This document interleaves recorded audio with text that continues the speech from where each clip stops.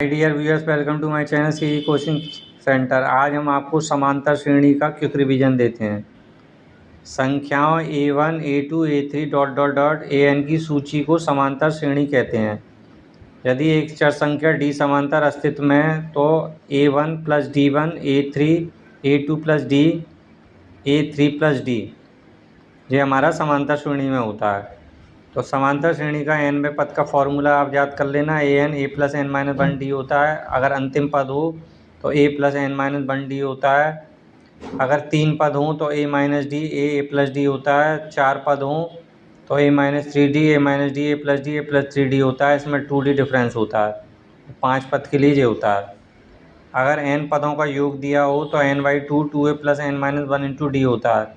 और अंतिम पद और a दिया हो तो इस फॉर्मूले को भी यूज़ कर सकते हैं। अंतिम पद में इस वाले को भी हम यूज़ कर सकते हैं।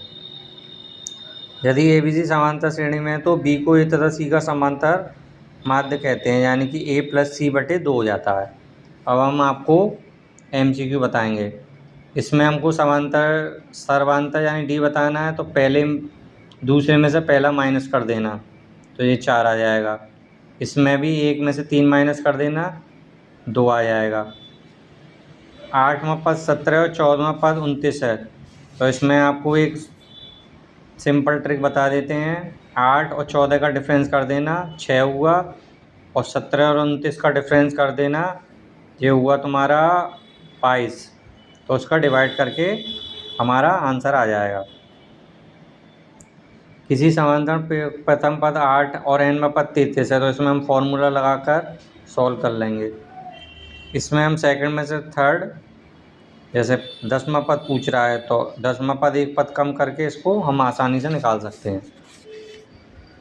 समांतर श्रेणी का अगला पद क्या होगा, तो इसमें हम क्या करेंगे, a3 प्लस डी कर आंसर निकाल सकते हैं।